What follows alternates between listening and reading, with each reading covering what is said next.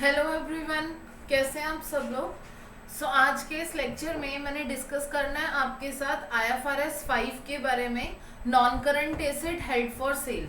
अब देखो, non current asset held for cell, ये जो IFRS 5 है ये किसके बारे में बात कर रहा है? वो नॉन करंट एसेट्स के बारे में जिनको अब आपने यूज जो है वो करने का नहीं है, और अब आपने उसको क्या करना है, सेल करना है। ठीक है, मतलब अब जो आप वो उस पर्टिकुलर एसेट से अमाउंट रिकवर करोगे, वो कैसे करोगे? उसको सेल करके। एक मशीनरी थी, उसकी लाइफ टोटल 10 ईयर्स की थी। मैं क्या कर रही थी, इस मशीनरी को यूज कर रही थी, लेकिन अब मैंने डिसाइड किया after using it for 3 years कि अब मैं इसको यूज नहीं करूंगी, मैं इसको सेल कर दूंगी।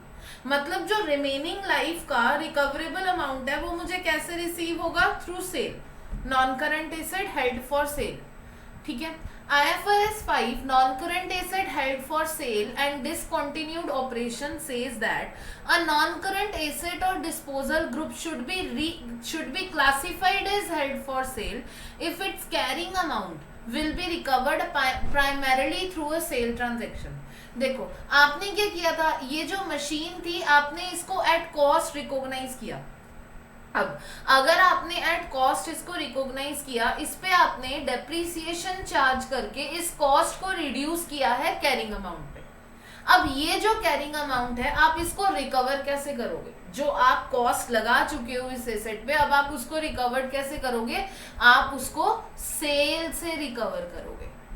तो IFRS 5 non-current asset held for sale and discontinued operation says that non-current asset held for disposal वो आएंगे जिसमें जो मैं कैरिंग अमाउंट मैंने बुक्स में रिकॉर्ड कर रखी है वो अब मैं प्राइमरीली कवर करूंगी थ्रू इट सेल्स। देखो, एसेट जब भी मैं परचेज करती हूँ ना, मान लो मैंने कोई भी मशीनरी परचेज की, उस पे जो मैंने खर्चा किया है ना, मैं दो तरह से उसको रिकवर कर सकती हूँ। एक, या तो उस मशीनरी को यूज कर लूँ, क्योंकि यूज करूंगी तो यूनिट्स जनरेट होंगे, यूनिट्स जब सेल होंगे तो मुझे इनकम आएगी, या फिर उसको सेल कर दूँ। तो IFRS 5 किसके बारे में बात कर रहा है? इसके बारे में बात कर रहा है।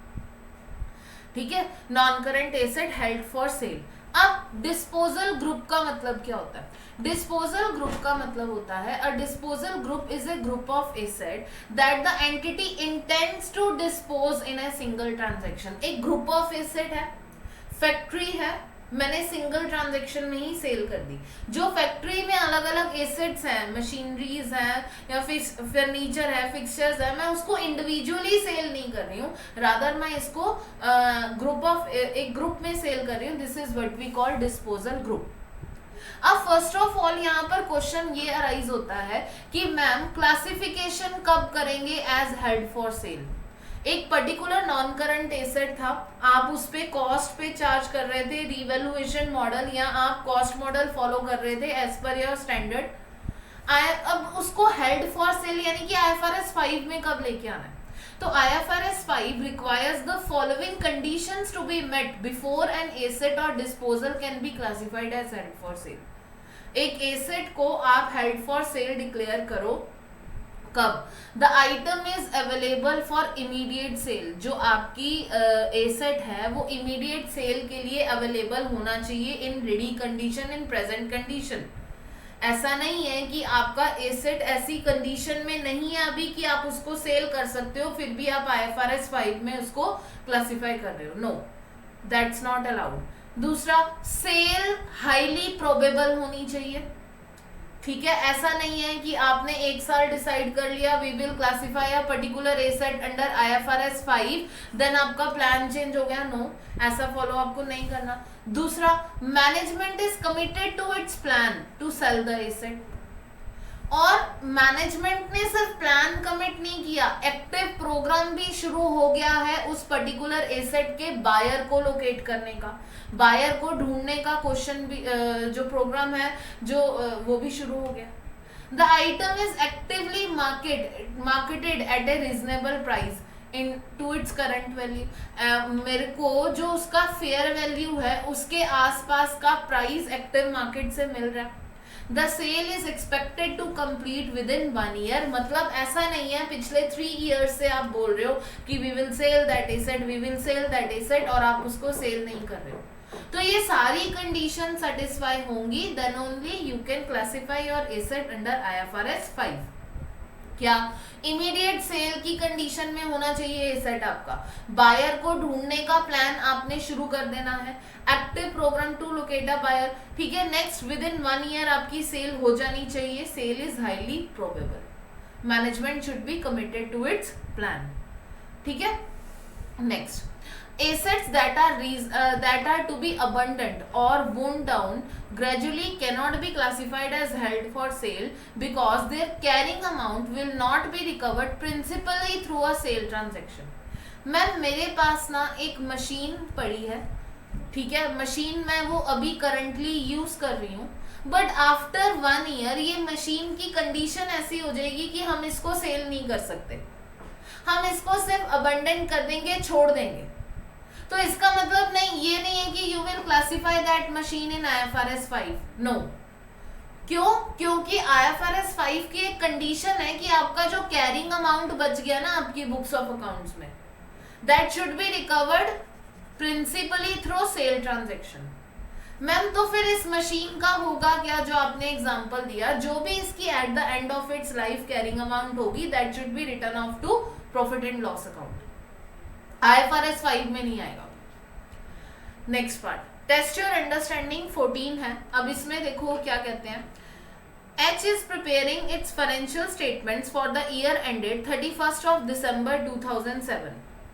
On 1st of December 2007, the entity became committed to plan to sell a surplus office property and has already found a potential buyer। तो दो कंडीशंस तो मुझे सेटिस्फाई होती दिख रही हैं, क्या, management is actively planning to sell that asset, और दूसरा पोटेंशियल बायर, बायर को लोकेट करने का प्रोग्राम भी शुरू हो चुका है।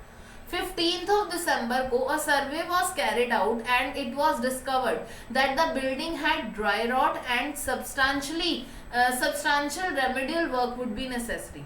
The buyer is prepared to wait for the work to be carried out, but the property will not be sold until the problem has been rectified। जो हम बायर लोकेट कर रहे हैं वो वेट करने के लिए तैयार है कि आप ये जो वर्क है, जो बिल्डिंग ऑब्सलीट हो रही है, खराब हो रही है, आप उसको ठीक करवा लो, रिपेयर करवा लो, फिर सेल होगी, बट प्रॉपर्टी रिपेयर वर्क के बिना सेल नहीं हो सकती। This is not expected to occur until 2008। 2008 में कंप्लीट होने के चांसेस इसके नहीं है, ठीक है। ये इंफॉर्मेशन आपको दिसंबर 2007 की दी हुई है। अब क्वेश्चन ये अराइज होता है कि 31 दिसंबर 2007 की फाइनेंशियल स्टेटमेंट्स में हम क्या करें, हेल्ड फॉर सेल इसको डिक्लेयर कर दें, ऑल्दो मुझे दो कंडीशंस तो मिल गई हैं, first management is committed to plan, और एक्टिव प्रोग्राम जो है वो स्टार्ट हो चुका है बायर को लोकेट करने का, but third condition, asset is not in ready present condition to sell, मतलब एसेट को प्रेजेंट कंडीशन में हम सेल नहीं कर सकते। तो आपका IFRS 5 इस बारे में क्या कहता है ये समझते हैं अंडरस्टैंडिंग 14 के आंसर के थ्रू। इसमें उन्होंने कहा IFRS 5 states that in order to be classified as held for sale, the property should be available for immediate sale in the present condition। और यही एक ऐसी कंडीशन है जो मैं सेटिस्फाई नहीं कर पा रही। यहाँ पर उन्होंने क्वेश्चन में आपको मेंशन किया हुआ है कि प्रॉपर्टी हम तब तक सेल नहीं कर सकते जब तक मैंने उस पर रिपेयर वर्क कैरी आउट नहीं किया, demonstrating that the facility is not available in the present location कि हम उसको सेल कर सकें। Therefore, it cannot be classified as held for sale। चाहे दो कंडीशन सेटिस्फाई हो गई हैं, बट फिर भी थर्ड कंडीशन तो नहीं हुई है ना, प्रेजेंट लोकेशन में कंडीशन में आप उसको सेल तो नहीं कर सकते ना। दैट्स वाई IFRS 5 के अंडर हेल्ड फॉर सेल के अंडर हम उसको क्लासीफाई नहीं करेंगे, पहली बात। B point, a subsidiary entity B is for sale at a price of 3 million। हमने सब्सिडरी एंट्री सेल करनी है, डिस्पोजल एसेट का क्वेश्चन हो सकता है। There has been some interest from prospective buyer but no sale as of yet। One buyer has made an offer of 2 million, one buyer ने 2 million को offer किया है, but the directors of H rejected, उन्होंने reject कर दिया offer. Why? The director have just received advice from the accountants that the fair value of the business is 2.5 million. देखो जो आपका सेल प्राइस है वो 3 million है, ठीक है, बायर आपको 2 million का ऑफर कर रहा है, बट फेयर वैल्यू कितनी है? 2.5 million. They have decided not to reduce the sale price of B. क्या subsidiary as a held for sale classify हो सकती है? यहाँ पर क्वेश्चन ये आता है. अब यहाँ पर बी पार्ट में उन्होंने क्या कहा? The subsidiary B does not meet the criteria for classification. Classification criteria meet नहीं किया है उसने, ऑल्दो एक्शन शुरू हो गए हैं बायर को लोकेट करने के लिए. The subsidiary is not for sale at a price that is reasonable. देखो वन ऑफ द कंडीशन क्या है हमारी IFRS 5 में डिक्लेयर करने की, कि आपको वो प्राइस मिल रहा है. The item is being actively traded for a reasonable price in relation to its current fair value. आपको वो प्राइस मिल चुका है, ठीक है, with its fair value. The fair value is 2.5 million, लेकिन एडवर्टाइज 3 million पे किया जा रहा है. तो दैट्स वाई आपको फेयर वैल्यू के आसपास ही क्या करना है? IFRS 5 में रिकॉग्नाइज करना है, ठीक है.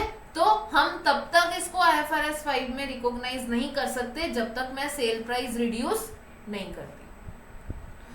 चलो, अंडरस्टैंडिंग 14 जो है वो आपकी कंप्लीट होती है. अब हम लोग बात करते हैं, ये तो बात हो रही थी रिकॉग्निशन की कि IFRS 5 में रिकॉग्नाइज करना है या नहीं करना.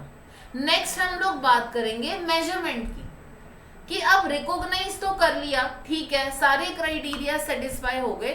नाउ द क्वेश्चन अराइजेस कि हमने इसको क्या करना है, मेजर कैसे करना, ठीक है. Items classified as held for sale should be accounted to IFRS 5 be measured at, mark कर लेना, at the lower of carrying amount और fair value less cost to sell.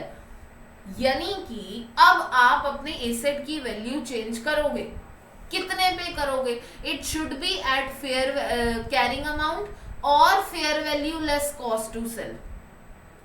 Ma'am why lower क्यों लेना है? इसमें से लोअर इसलिए लेना है, now you have finally decided that you will sell this asset, और आपका जो कैरिंग अमाउंट है ना वो सेल वैल्यू से ही रिकवर होगा. तो जो IAS 36 में आप वैल्यू इन यूज पढ़ के आ रहे थे ना, वैल्यू इन यूज क्या था? एसेट को यूज करने की वैल्यू. तो वो तो भूल जाओ अब. क्यों? क्योंकि कैरिंग अमाउंट रिकवर ही आपने सेल वैल्यू से करना है. और अगर मान लेते हैं हमारा कोई ऐसा एसेट है जिसकी कैरिंग अमाउंट $25,000 है, लेकिन उसको सेल हम 15 पर कर सकते हैं, इट मींस हमारा एसेट ओवर वैल्यूड है, और मुझे IFRS 5 में रिकॉग्नाइज करने के बाद उसको क्या करना पड़ेगा? रिड्यूस करना पड़ेगा $15,000 पे, ठीक है. अब यहाँ पर वो कहते हैं अगर fair value less cost to sell lower है. देखो अगर तो कैरिंग अमाउंट लोअर है तो ठीक है, कोई प्रॉब्लम नहीं है, आपकी बुक्स ऑफ अकाउंट्स में कैरिंग अमाउंट रिकॉग्नाइज हुआ है, आप वही कर लेना. लेकिन अगर फेयर वैल्यू लोअर है, the item is return down, आपको फेयर वैल्यू पे रिटर्न डाउन करना पड़ेगा, 25,000 से $15,000 पे आना पड़ेगा. और जो डिफरेंस आएगा मैम, यहाँ पर जो $10,000 का डिफरेंस आया, that should be reported as impairment loss and should be charge to profit. आपको प्रॉफिट एंड लॉस अकाउंट में चार्ज करना पड़ेगा, ठीक है. अब if non-current asset is measured using revaluation model and it meets the criteria to be reclassified as held for sale, it should be revalued to fair value immediately before it is classified for held for sale. अब किसी भी student के question mind में question आ सकता है कि ma'am हम IAS 16 property plant and equipment में रिवैल्यूएशन मॉडल फॉलो कर रहे थे, ठीक है, ओके. रिवैल्यूएशन मॉडल के तहत हम ऑलरेडी फेयर जो अपना एसेट है उसको फेयर वैल्यू पे मेंटेन कर रहे हैं. तो क्या ये पॉइंट 1 की कंप्लायंस करना हमें जरूरी है? यस, कंप्लायंस करना जरूरी है. On the date when you reclassify your asset under IFRS 5, आप फिर से रिव्यू करोगे अपनी fair value and any change in fair value should be included in your books. It is then revaluation again at the lower of carrying amount and the fair value less cost to sell. और again अब इस बार जो difference आएगा ना between selling cost and these should be charge to profits. Ma'am OCI में नहीं जाएगा. आपने पहले वाले पॉइंट में भी कहा should be charge to profits, अब भी कह रही हो should be charge to profits. By reason कि अब आपने एसेट को सेल ही करना है. देखो IAS 16 में अदर कॉम्प्रिहेंसिव इनकम में रिपोर्ट करने का जो मेरा पर्पस था वो ये था कि मैंने एसेट को सेल नहीं करना. हो सकता है मेरे को ये गेन रियलाइज ना हो कैश में, बट अब तो होगा ही होगा. When a disposal group is being written down to fair value. अच्छा मैम ये तो बात रही एसेट की. When a disposal group is written down to fair value less cost to sell. तो जो impairment loss है ना reduces the carrying amount of assets in the order prescribed by IAS 36. IAS 36 में आप लोग CGU का जो है कॉन्सेप्ट एक आता है कैश जनरेटिंग यूनिट का, वो यहाँ पर अप्लाई हो जाएगा. आप लोग लिख देना same as of CGU cash generating unit, क्योंकि ये ग्रुप ऑफ एसेट है और वो CGU ही होता है. A gain can be recognized for any subsequent increase in fair value less cost to sell, but not in excess of cumulative impairment loss that has already been recognized. ये आपने जो principal है ये आपने IAS 36 में भी पढ़ा हुआ है. क्या मैम जब हम रिक्लासिफाई कर रहे थे IFRS 5 के अंडर तो वो वैल्यू लो हो रही थी, हमने वैल्यू डिक्रीज कर दी और दैट डिक्रीज इन वैल्यू यानी कि लॉस वो हमारा चार्ज हो गया प्रॉफिट एंड लॉस अकाउंट में. बट नाउ सर्कमस्टांसेस चेंज हुए हैं और वैल्यू ऑफ एसेट की इंक्रीज हुई है. मतलब first I have decrease the asset, now अब एसेट की वैल्यू बढ़ रही है. You can increase the value of asset, standard आपको मना नहीं कर रहा, लेकिन that increase should not exceed your earlier impairment. पहले जितना डिक्रीज किया था ना उससे ज्यादा का इंक्रीज आप नहीं कर सकते. Either when the assets are written down to fair value less cost to sell under IAS 36. अगर ये समझ नहीं आया कोई बात नहीं, IAS 36 में आप लोगों को ये अच्छी तरह से समझ आ जाएगा. An asset held for sale is not depreciated even if it is still being used by the entity. देखो ऐसा होता है कि जैसे मान लो मैंने जनवरी में एक मशीनरी जो है वो हेल्ड फॉर सेल डिक्लेयर कर दी कि मैं इसको मोस्ट प्रोबेबली अक्टूबर तक इस साल सेल कर दूंगी, लेकिन इन द मीन टाइम जो जैन से अक्टूबर का टाइम है मैं इसको डेप्रिसिएट नहीं करूंगी. अब even if it is use तब भी मैं इसको डेप्रिसिएट नहीं करूंगी. अंडरस्टैंडिंग 15 के बारे में बात करते हैं. अंडरस्टैंडिंग 15 में देखो, on 1st of January 2001 AB acquires the building for 2 lakh with an expected life of 5 years, 50 years. On 31st December 2004, 4 years use करने के बाद AB puts the building for immediate sale. Cost to sell the building are estimated at 10,000. Required. Outline the accounting treatment if the building had a fair value. अगर उसकी fair value 220 है और अगर उसकी fair value 1,10,000 है. So देखो अब हम लोग IFRS 5 में क्या ट्रीटमेंट करके आए कि मुझे ये बिल्डिंग IFRS 5 में अगर रिक्लासिफाई करनी है तो मुझे कैरिंग अमाउंट और fair value less cost to sell whichever is lower जो है वो क्या करना पड़ेगा, उस पर लेना पड़ेगा अपना इसे. नाउ फर्स्ट ऑफ ऑल कि मैं कैरिंग अमाउंट कैलकुलेट करूंगी. आ जाओ इसके आंसर पर, अंडरस्टैंडिंग 15 के आंसर पर. तो मुझे कैरिंग अमाउंट पहले कैलकुलेट करनी पड़ेगी. कैरिंग अमाउंट क्या होगी, बिल्डिंग डेप्रिसिएट हो रहा है 2 लाख डिवाइडेड बाय 50 इयर्स के बेसिस पे, यानी कि 4,000 पर ईयर. और आप अपनी बिल्डिंग को 4 इयर्स के लिए यूज कर चुके हो from 1st January 2001 to 31st दिसंबर 2004. यानी कि आपकी जो अब तक की टोटल डेप्रिसिएशन है जिसको आप अकोमोलेटेड डेप्रिसिएशन बोलते हो वो कितनी है, 4,000 मल्टीप्लाइड बाय 4 इक्वल्स टू 16,000. यानी कि अब आपके बिल्डिंग की जो कैरिंग अमाउंट निकल के आ रही है वो कितनी आ रही है, 2 लाख माइनस 16,000 इक्वल्स टू 1,84,000. अब कैरिंग अमाउंट देखो कितनी आ गई हमारे बिल्डिंग की, कैरिंग अमाउंट आ गई 1,84,000 और फर्स्ट पार्ट के according fair value less cost to sell कितना है, 2,20,000 है fair value, minus cost to sell है आपका 10,000, 2,10,000। ये fair value less cost to sell क्यों लेना है, ये IAS 36 में भी मैंने आपको समझाया था कि हमने नेट फेयर वैल्यू लेनी होती है। अब विच एवर इज लोअर पे हम लोग क्या करेंगे, इसको क्लासिफाई करेंगे। तो आपकी देखो, आपका जो 2,10,000 नेट फेयर वैल्यू बनता है ना, इट मींस आप लोग बिल्डिंग को 1,84,000 पे ही रखोगे। क्यों, 184 और 210 में से लोअर 184 ही आता है। लेकिन अगर मान लो आपकी जो फेयर वैल्यू है वो 1,10,000 है, अगर हम सेकेंड सिनेरियो कंसीडर करें, तो सेकेंड सिनेरियो में मेरी जो नेट वैल्यू है वो कितनी है, 1,10,000 माइनस 10,000 इक्वल्स टू टोटल आ गया 1 लाख।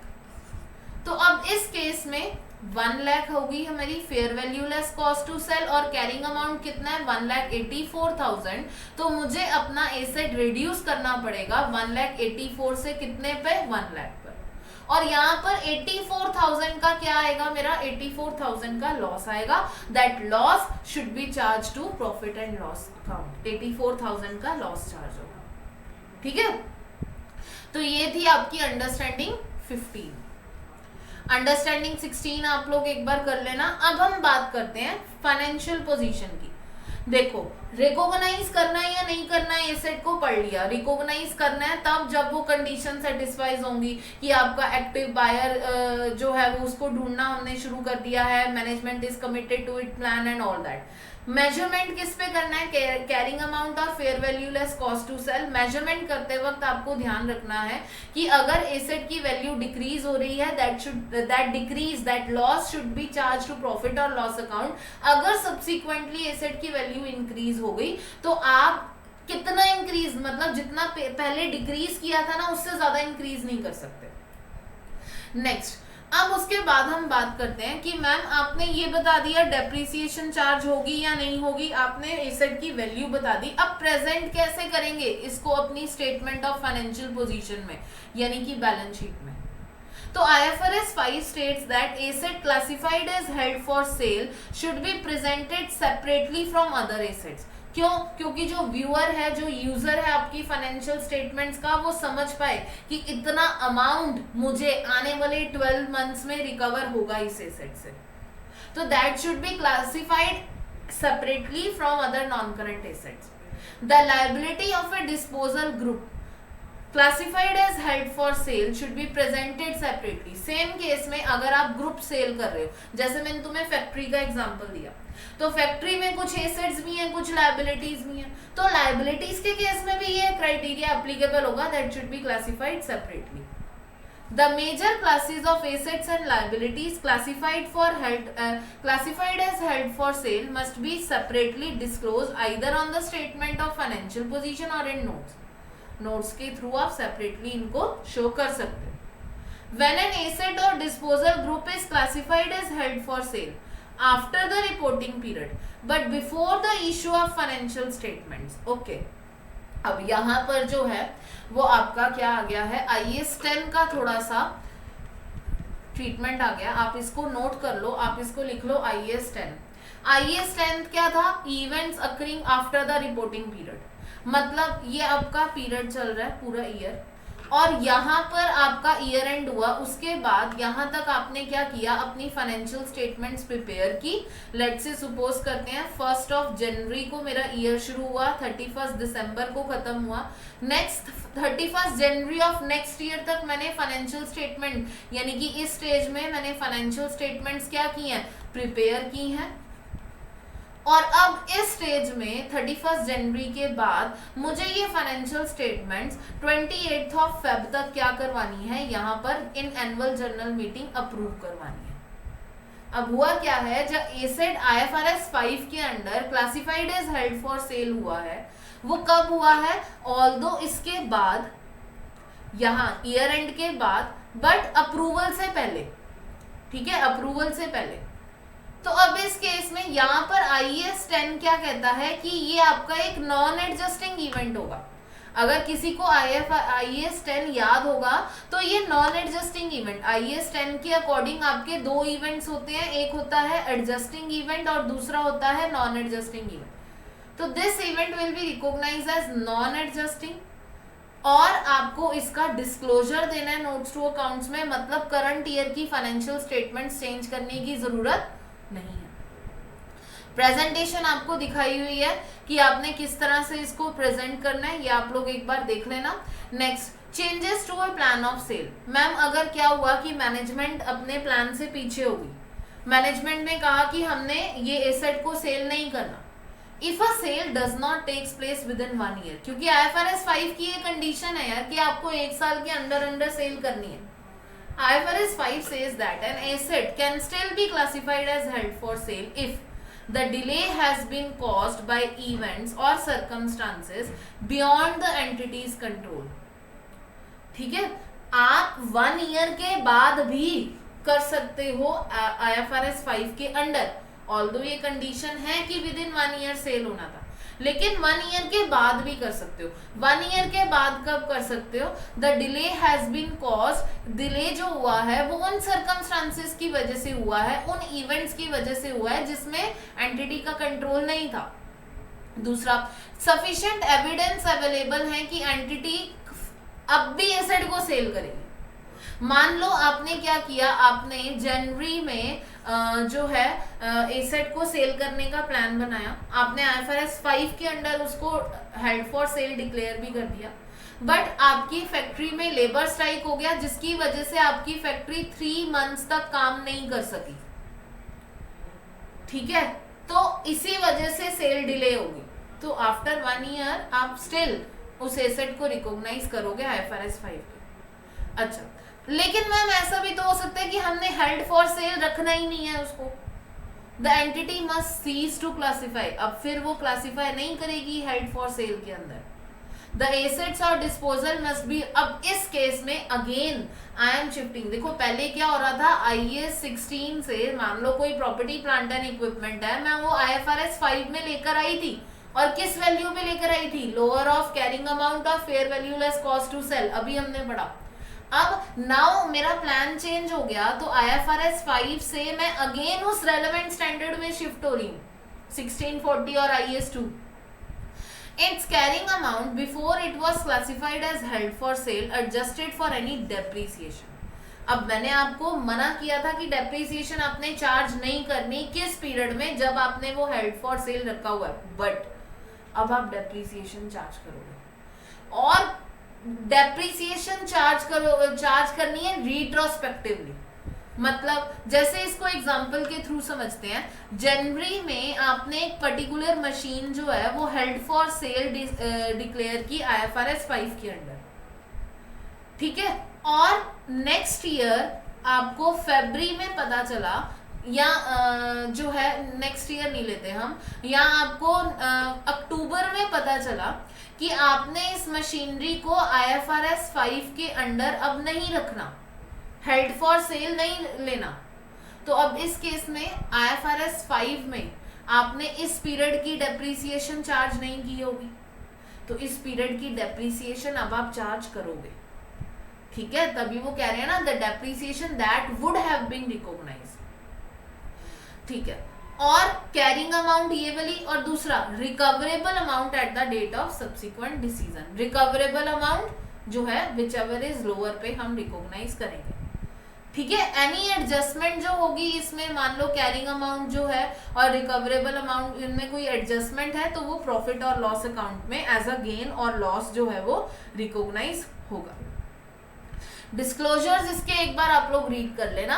यहाँ पर आपका स्टैंडर्ड IFRS 5 कंप्लीट होता है। बहुत इजी सा सिंपल सा स्टैंडर्ड था। अगर मैं इसकी समरी लेना चाहूँ तो क्या बनेगी समरी, कि non current asset held for cell, आपने वो एसेट यहाँ पर हेल्ड फॉर सेल रखने हैं जो आप यूज नहीं करोगे, अब आप उसको सेल कर दोगे। ये कंडीशंस क्लासिफाई होंगी तभी हेल्ड फॉर सेल कर सकते हो, वरना नहीं कर सकते।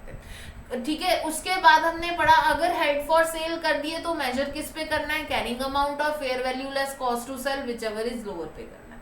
ठीक है, नेक्स्ट उसके बाद प्रेजेंटेशन क्या रहेगी, फाइनेंशियल पोजीशन में non current assets other non current asset से सेपरेटली शो होगा और लायबिलिटी से भी सेपरेटली शो होगा। ठीक है, IFRS 5 यहाँ पर आपका कंप्लीट होता है। नेक्स्ट लेक्चर में मिलते हैं नेक्स्ट टॉपिक के साथ। Thank you.